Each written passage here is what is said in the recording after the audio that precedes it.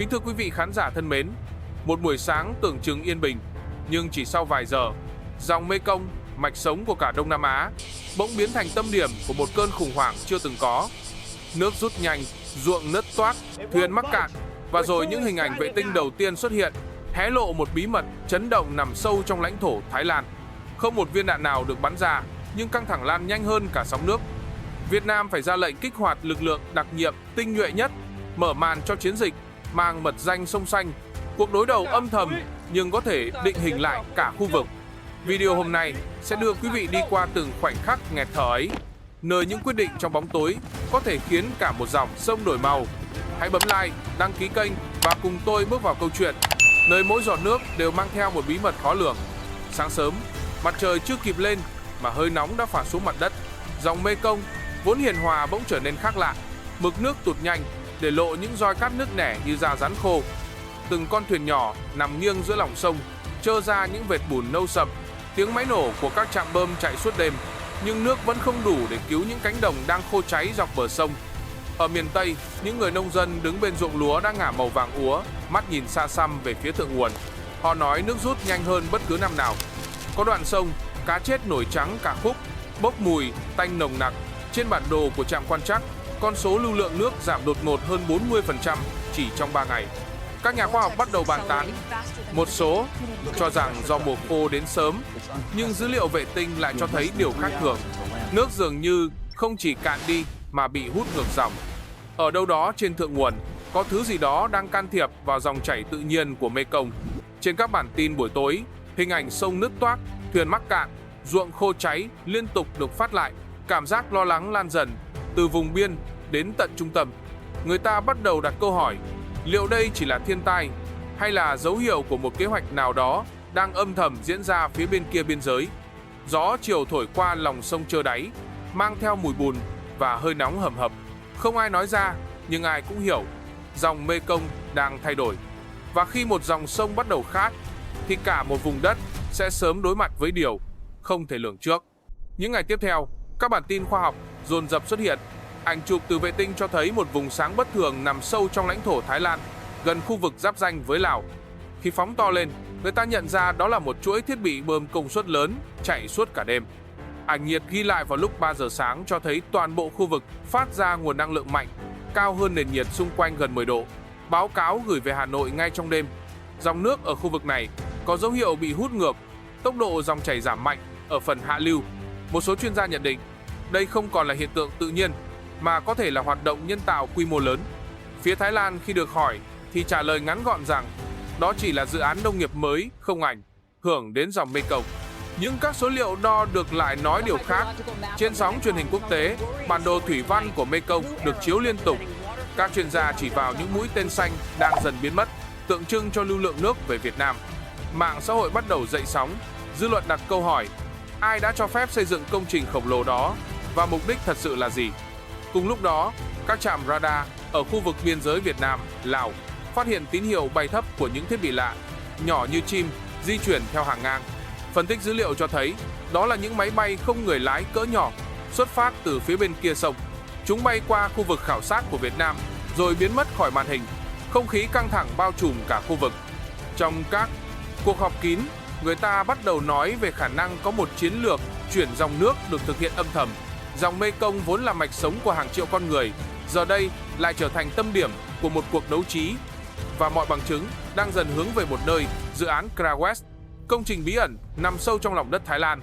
Trong căn hầm ngầm của Bộ Tổng tham mưu, ánh sáng xanh từ màn hình lớn phản chiếu lên gương mặt căng thẳng của các sĩ quan. Bản đồ sông Mekong hiện rõ từng nhánh nhỏ, những chấm đỏ nhấp nháy biểu thị khu vực dòng chảy bị chặn. Trên bàn, tập hồ sơ dày được mở ra, dòng chữ đầu trang ghi rõ chiến dịch sông xanh. Tướng chỉ huy nhìn quanh, giọng trầm và ngắn gọn. Nhiệm vụ của đội đặc nhiệm là thâm nhập khu vực biên giới Lào Thái, thu thập dữ liệu xác thực về dự án Kra West và vô hiệu hóa hệ thống nếu nó gây nguy cơ cho môi trường. Mọi hành động phải tuyệt đối bí mật, không được để xảy ra xung đột. Cả căn phòng yên lặng, chỉ còn tiếng bút ký vào lệnh triển khai. Đội sông xanh gồm 12 người, được tuyển chọn từ các đơn vị tinh nhuệ nhất. Họ không mang quốc kỳ, không phiên hiệu, chỉ đeo một miếng phù hiệu nhỏ màu xanh lam trên vai áo. Trước khi lên đường, từng người kiểm tra lại trang bị, súng bắn tín hiệu không âm thanh, UAV trinh sát siêu nhẹ, radar mặt nước và thiết bị ngụy trang chống phát hiện nhiệt. Mọi thứ được gói gọn trong ba lô nhỏ, không để lại dấu vết nào. Chiếc trực thăng vận tải cất cánh trong đêm, không đèn hiệu, chỉ là một bóng đen lướt qua bầu trời mù sương. Bên dưới, dòng Mekong uốn lượn như một con rắn khổng lồ đang ngủ yên. Trong khoang, không ai nói lời nào. Mỗi người đều hiểu rằng họ không đi để chiến đấu, mà để ngăn một cuộc khủng hoảng có thể lan rộng ra toàn khu vực.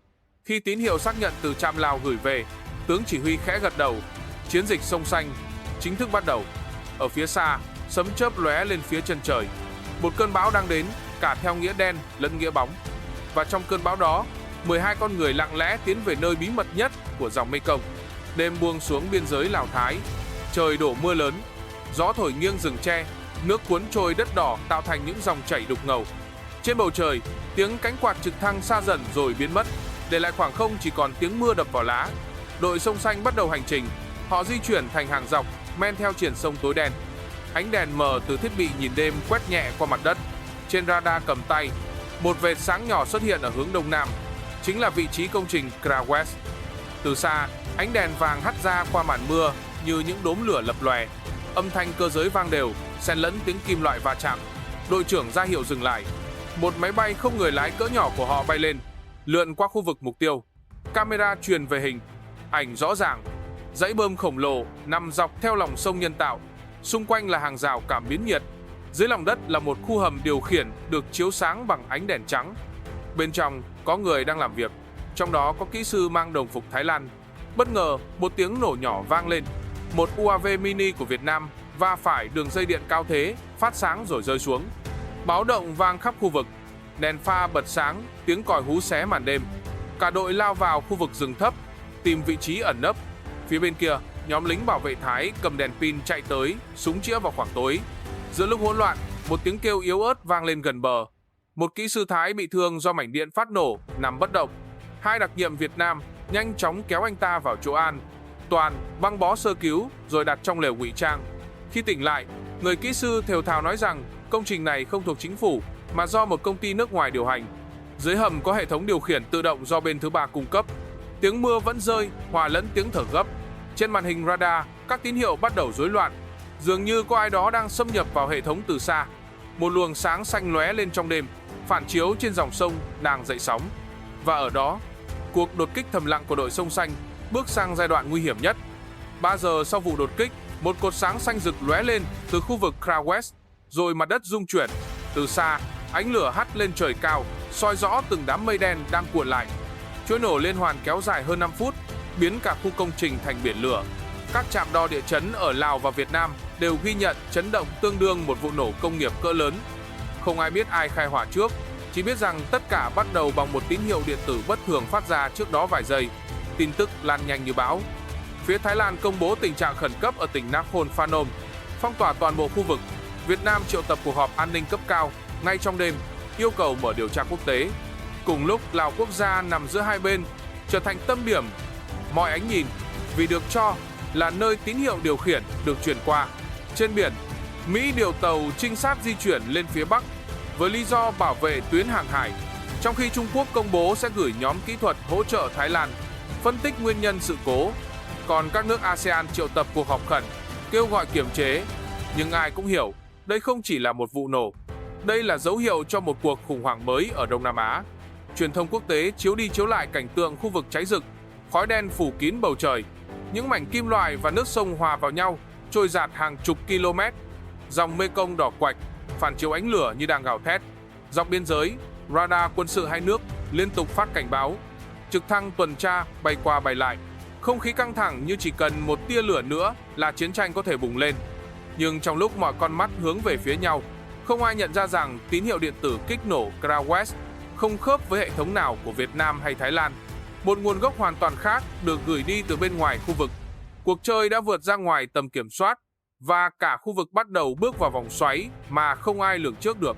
Trong một căn phòng nhỏ ở Viêng Chăn, ánh đèn vàng yếu ớt hắt lên tấm bản đồ trải dài trên bàn. Ngoài trời, mưa vẫn rơi lách tách. Tiếng gió luồn qua khe cửa nghe như tiếng thở dài của dòng Mekong. Cuộc gặp bí mật giữa hai phái đoàn Việt Nam và Thái Lan được tổ chức trong im lặng, không có báo chí, không có nghi thức, chỉ có những người mang trọng trách nặng nề và một dòng sông đang hấp hối ngoài kia. Trưởng đoàn Việt Nam mở đầu bằng giọng bình tĩnh, chậm rãi.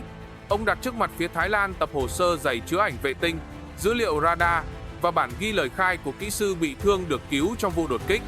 Tất cả đều chỉ về một điểm: dự án Crown West không hoàn toàn do Thái Lan kiểm soát.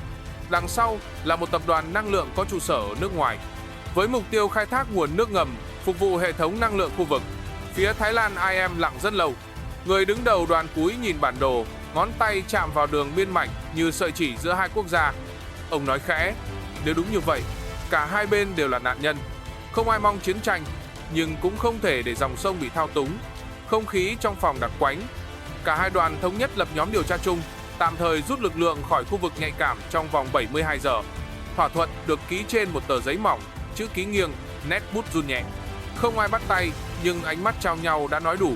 Khi cuộc họp kết thúc, ánh đèn trong phòng vụt tắt, chỉ còn ánh đèn pin soi vào bản đồ sông Mekong. Trên đó, một chấm sáng nhỏ nhấp nháy. Ở hạ lưu, báo hiệu một tín hiệu radar mới. Dường như có ai đó đang tiếp tục khai thác nước. Lần này không còn ở Thái Lan hay Lào, mà ở sát biên giới Campuchia. Cuộc khủng hoảng tưởng như sắp lắng xuống lại, vừa mở ra một chương mới, yên lặng nhưng đầy bất ổn. Sau vụ nổ, cả khu vực biên giới Lào, Thái Lan chìm trong khói bụi. Dòng Mekong vốn trong xanh giờ phủ đầy lớp dầu và cặn kim loại. Những cánh đồng ven sông ngập trong bùn đen, cây cối ngả rạp, cá chết nổi kín mặt nước. Người dân hai bên bờ phải rời bỏ nhà cửa, di tản lên vùng cao, mang theo nỗi lo chưa biết bao giờ mới được trở về. Trong ánh mắt họ không có giận dữ, chỉ có nỗi sợ và niềm thương cho dòng sông đã nuôi sống bao thế hệ. Các đoàn cứu trợ của Việt Nam và Thái Lan cùng có mặt, dựng trại tạm, chia nhau từng bình nước sạch. Bất kể quốc tịch, mọi người đều chung tay dọn từng mảng rác, từng thùng hóa chất trôi dạt. Một người lính Việt Nam trẻ tuổi lặng lẽ đặt tấm khăn trắng lên xác cá, nói khẽ rằng sông cũng có linh hồn, đừng để nó chết thêm lần nữa. Dữ liệu môi trường cho thấy mức ô nhiễm đã vượt ngưỡng an toàn nhiều lần, nhưng sau hơn một tháng, màu nước bắt đầu nhạt dần. Những cơn mưa đầu mùa cuốn trôi phần lớn chất độc, mang lại chút hy vọng. Hai chính phủ ký kết hiệp định mới, chia sẻ thông tin thủy văn và thiết lập cơ chế cảnh báo sớm. Cả hai đều hiểu, một sai lầm nhỏ cũng có thể khiến toàn khu vực trả giá đắt. Trong báo cáo quốc tế, dòng Mekong được gọi là vết sẹo chảy giữa hai quốc gia anh em. Nhưng với người dân nơi đây, nó vẫn là nguồn sống. Trẻ em lại nô đùa bên bờ sông, những con thuyền nhỏ nối đuôi nhau trở lại, để lại vệt nước loang loáng dưới nắng chiều. Không còn tiếng còi báo động, chỉ còn tiếng gió nhẹ và tiếng sóng vỗ vào mạn thuyền. Ở một góc khác, đội đặc nhiệm sông Xanh được rút về nước trong lặng lẽ. Không ai nhắc đến họ trên bản tin, nhưng trong lòng mỗi người dân, những con người ấy là biểu tượng của sự kiên cường và lòng nhân đạo. Một trong số họ ghi lại trong nhật ký: trước khi rời biên giới, dòng sông không cần ai chiến thắng, nó chỉ cần được sống.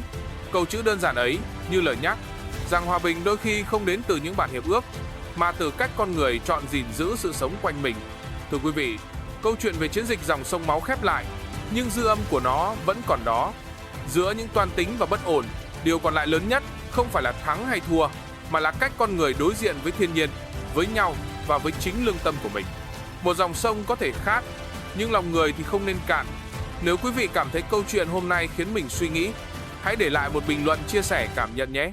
Và đừng quên bấm like và đăng ký kênh để cùng tôi theo dõi những kịch bản quân sự tiếp theo, nơi mỗi phút giây đều là bài học về lòng dũng cảm và sự bình tĩnh trước những biến động của thế giới. Cảm ơn quý vị đã xem đến cuối video. Hẹn gặp lại trong những video tiếp theo.